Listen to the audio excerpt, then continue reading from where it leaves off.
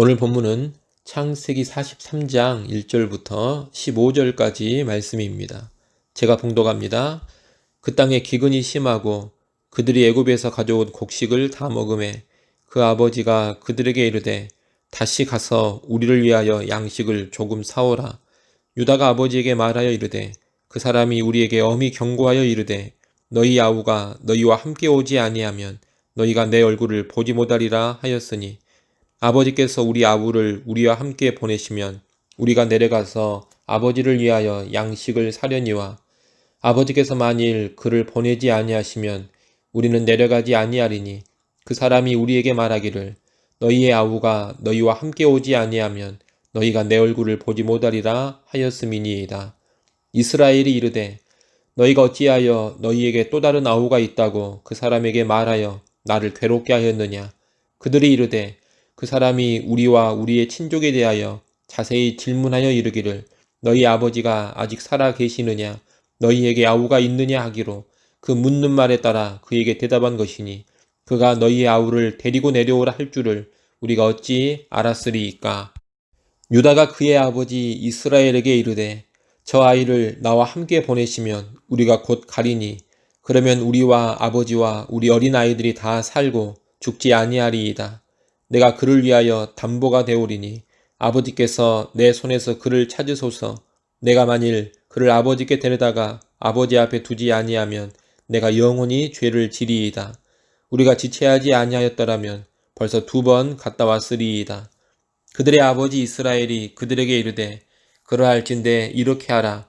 너희는 이 땅의 아름다운 소산을 그릇에 담아가지고 내려가서 그 사람에게 예물로 드릴지니 곧 유향 조금과 꿀 조금과 향품과 모략과 유향나무 열매와 감복숭아이니라.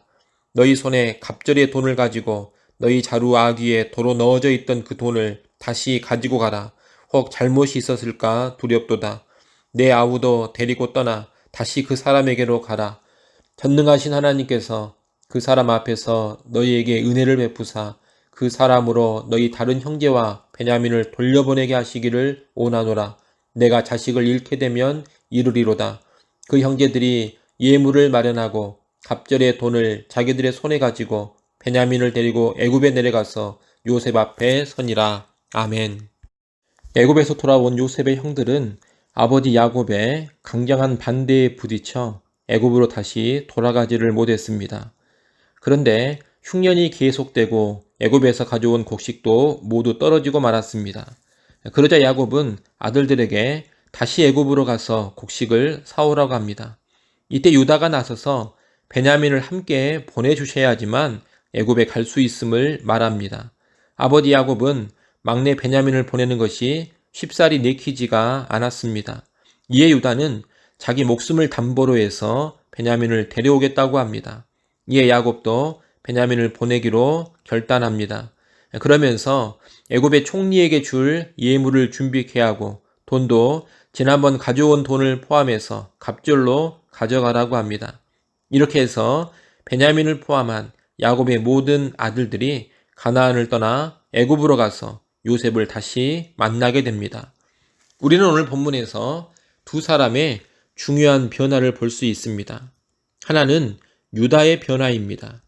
유다는 오늘 본문에서부터 주도적인 인물로 등장하는데 유다는 줄곧 베냐민을 적극적으로 책임지고자 합니다. 여러분, 이 베냐민이 누구입니까? 유다가 그토록 시기했던 요셉의 동생입니다.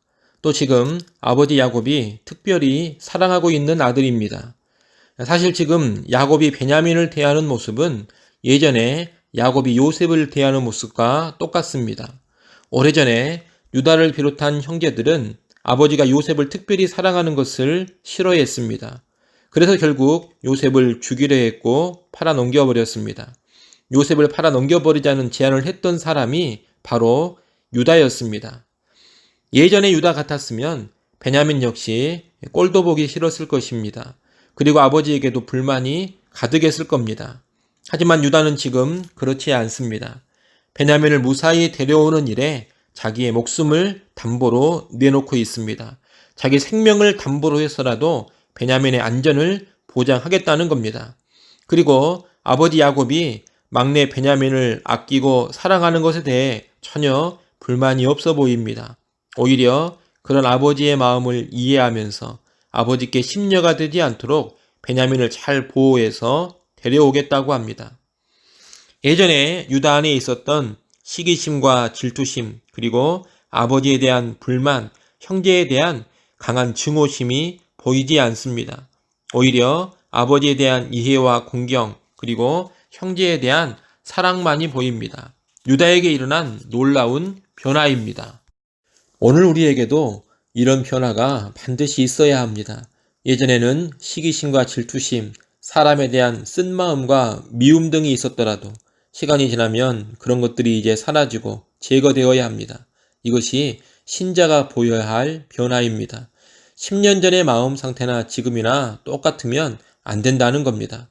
교만한 사람이 겸손한 사람으로, 거친 사람이 온유한 사람으로, 무례한 사람이 정중한 사람으로, 미움이 많던 사람이 사랑의 사람으로 바꾸어지는 일이 있어야 합니다. 한마디로 거룩한 인격으로의 변화가 있어야 한다는 겁니다.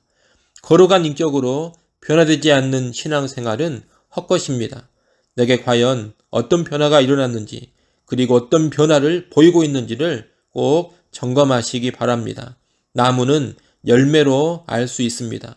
포도나무라면 반드시 포도 열매를 맺어야 합니다. 아니, 맺게 되는 것이 정상입니다.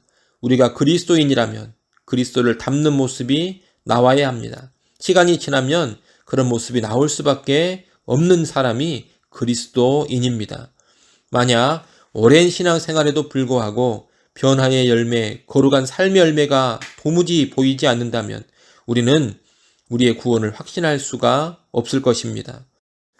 유다는 오늘 본문의 변화를 통해 참으로 그가 하나님의 언약 백성임을 입증하고 있습니다. 우리 역시 변화의 열매를 보임으로써 내가 구원받은 그리스도인이라는 것을, 하나님의 백성이라는 것을 입증할 수 있기를 소원합니다.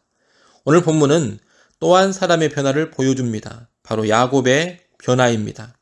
야곱은 창세기 35장 이후에 하나님 중심의 삶으로 근본적인 전환이 이루어졌습니다. 이전에 고집스러운 삶, 자기 이익을 위해서 물불을 가리지 않는 삶, 자기 힘과 자기 열심으로만 살아가던 그런 삶에서 이제 하나님을 의지하고 하나님을 신뢰하는 인생으로 본질적으로 바뀐 겁니다. 이런 근본적인 변화는 참으로 소중하고 아름답습니다. 하지만 그 뒤로도 야곱의 마음에서 완전히 내려놓지 못하는 것이 하나 있었습니다. 바로 라헬의 아들들에 대한 집착입니다. 라헬은 야곱이 가장 사랑하는 아내였습니다. 이 라헬이 요셉과 베냐민 두 아들을 낳고서 일찍 세상을 떠났습니다. 요셉과 베냐민은 어려서부터 엄마 없는 자식들로 큰 것입니다. 야곱은 이 두 아들에 대해 미안함과 염려가 컸습니다. 또 이들에 대한 사랑도 컸습니다. 그런 와중에 요셉이 먼저 죽었다는 이야기를 듣습니다. 그러니 이제 친형까지 잃어버리고 혼자 남겨진 베냐민에 대한 애정이 얼마나 컸겠습니까? 야곱이 절대 내놓을 수 없고 내려놓을 수 없는 존재, 그가 바로 베냐민입니다. 그런데 바로 오늘 본문에서 야곱은 베냐민을 자신의 인생에서 내려놓습니다. 14절 말씀을 한번 보십시오. 14절에 보면 전능하신 하나님께서 그 사람 앞에서 너희에게 은혜를 베푸사 그 사람으로 너희 다른 형제와 베냐민을 돌려보내게 하시기를 원하노라. 내가 자식을 잃게 되면 이르리로다. 이렇게 말하고 있습니다. 야곱은 하나님께 베냐민과 다른 아들들의 보호를 간구하면서 베냐민을 내려놓습니다. 자식을 잃게 되면 이르리로다. 이렇게 말합니다. 마지막 하나, 끝까지 붙잡고 있던 그 존재를 하나님께 내놓고 맡겨버린 겁니다. 사실 이 14절이 야곱 신앙의 절정입니다. 이때 야곱은 비로소 자신의 모든 것을 100% 하나님께 내어 맡긴 것입니다. 여러분, 우리가 하나님 중심으로 살고 내 인생을 하나님께 다 드린 삶을 살면서도 끝까지 내놓지 못하는 그 무엇이 하나 있을 수 있습니다. 전반적으로는 다 하나님 중심으로 살고 있지만 이것만큼은 내가 내놓을 수 없다. 이것만큼은 내 수중에서 내가 관리하고 내가 보호하고 내가 책임져야 한다. 이런 것이 있을 수 있습니다. 남편이 됐든 자식이 됐든 최소한의 생활 자금이 됐든 생활의 안정이 됐든 내 인생의 꿈이 됐든 무엇이든지 간에 그런 것 하나가 있을 수 있다는 겁니다. 간혹 교회 안에 신앙이 좋으신 어머니들을 보면 참 헌신적이고 충성하시는 분임에도 자식이 멀리 선교하러 간다고 하면 막아서는 경우가 있습니다. 가지 말아라. 꼭 네가 가야만 하냐. 이런 말을 한다는 겁니다. 그 마음은 충분히 이해가 됩니다. 그 어머니가 믿음이 없는 것도 아닙니다. 그런데 왜 그런 말을 합니까? 전반적으로 좋은 믿음 가운데 살고 있지만 중심에 그 자식 하나를 완전히 내려놓지 못한 것입니다. 우리는 14절에 야곱의 모습으로까지 나아가야 합니다. 내가 자식을 잃게 되면 이르리로다. 이런 고백까지 하나님 앞에 살 줄 알아야 한다는 겁니다. 아직 혹시라도 온전히 내놓지 못하고 내려놓지 못하고 끝까지 품고 있는 어떤 것이 있지는 않습니까?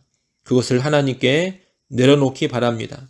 맡길 것을 맡기고 포기할 것을 포기하고 버릴 것을 버리고 끊을 것을 끊기 바랍니다. 죽으면 죽으리라, 잃으면 잃으리라, 망하면 망하리라 이렇게까지 말하면서 하나님 앞에 설 줄 알아야 합니다. 내 안에 끝까지 내려놓지 못했던 그 무엇을 하나님 앞에 내려놓을 때 우리는 온전한 신앙의 모습을 소유케 될 것입니다. 야곱의 모습을 꼭 기억하시고 하나님께 나의 100%를 내려놓고 맡기고 드릴 수 있기를 간절히 축원합니다. 기도하겠습니다. 하나님 아버지, 오늘 우리에게 유다와 같은 변화가 있게 하여 주시옵소서. 좋지 않은 인격이 하나님 안에서 시간이 흐름에 따라 거룩한 인격으로 바꾸어져 가기를 간절히 소원합니다. 예수 그리스도 닮는 모습을 우리가 꼭 보이게 하여 주시옵소서. 하나님 또한 야곱처럼 끝까지 내려놓지 못했던 그 마지막 하나까지 내려놓을 수 있는 신앙으로 나아가게 하여 주시옵소서. 하나님 앞에서 내려놓지 못하는 그 무엇이 있다면 그것까지 내려놓고 포기할 수 있는 온전한 믿음의 사람으로 서게 하여 주시옵소서. 예수님의 이름으로 기도드리옵나이다. 아멘.